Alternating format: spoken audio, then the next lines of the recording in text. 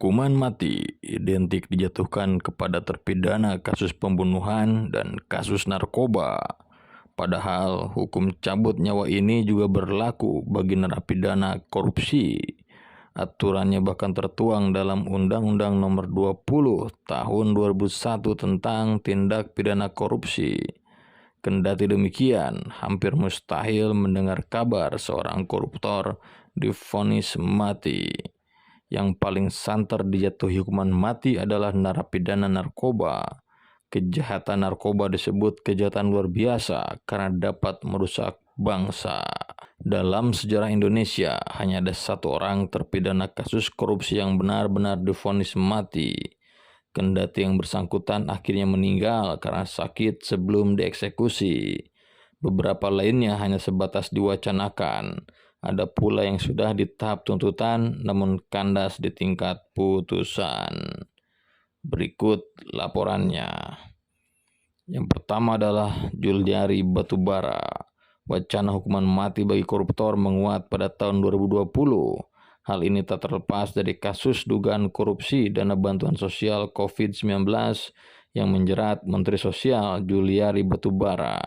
Wacana tersebut karena sebelumnya Ketua KPK Firly Bahuri pernah mengancam menindak tegas pelaku korupsi anggaran penanganan bencana COVID-19 dengan tuntutan hukuman mati. Alih-alih hukuman mati, menurut peneliti Indonesia Corruption Watch, Kurnia Ramadan, Juliari pantasnya dipidana penjara seumur hidup. Ada 4 argumentasi yang disampaikan Kurnia. Dilakukan saat menduduki posisi sebagai pejabat publik, dilakukan di tengah pandemi, Juliari tak mengakui perbuatannya dan sebagai efek jerat bagi pejabat lainnya. Yang kedua adalah Heru Hidayat.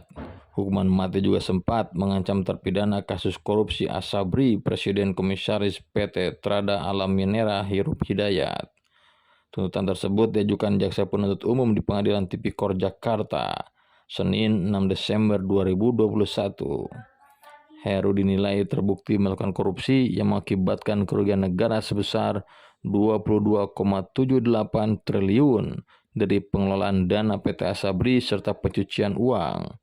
Namun, majelis hakim justru menjatuhkan vonis nihil kepada terpidana tersebut pada sidang Selasa 18 Januari 2022 di Pengadilan Negeri Jakarta Pusat. Heru dinyatakan terbukti melakukan tindak pidana korupsi dan pencucian uang dalam kasus Asabri. Vonis nihil diberikan lantaran sebelumnya dia telah dijatuhi vonis maksimal seumur hidup untuk kasus Jiwasraya. Yang ketiga adalah Beni Cokro Saputro. Hukuman mati juga pernah mengancam Direktur Utama PT Hanson International Tbk, Beni Cokro Saputro. Dia dinilai terbukti korupsi pengelolaan dana PT Asabri serta pencucian uang yang mengakibatkan kerugian negara sebesar 22,7 triliun rupiah. Tuntutan itu disampaikan JPU di Pengadilan Tipikor Jakarta 26 Oktober 2022. Namun, nasib Beni sama seperti Heru.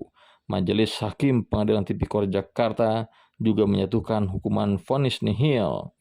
Vonis nihil diberikan karena Beni sudah mendapat hukuman maksimal dalam kasus korupsi Jiwasraya. Yang keempat adalah Kapten Iskandar. Kapten Iskandar adalah perwira TNI yang juga menjabat sebagai manajer perusahaan negara Triangle Corporation. Pada era 60-an, dia dituntut hukuman mati dalam sidang pengadilan militer 6 Siliwangi di Bandung. Dia dinilai terbukti menyalahgunakan kedudukan dan jabatan. Perbuatannya mengakibatkan kerugian negara hingga 6 miliar rupiah setara 4,2 triliun saat ini. Namun, Kapten Iskandar akhirnya tidak divonis mati. Dia hanya divonis 7 tahun penjara dalam persidangan Mahkamah Militer Tinggi pada tahun 67. Yang kelima adalah Yusuf Mudadalam. Yusuf Mudadalam adalah politikus yang pernah menjabat sebagai Menteri Urusan Bank Sentral Republik Indonesia dan Gubernur Bank Indonesia tahun 63.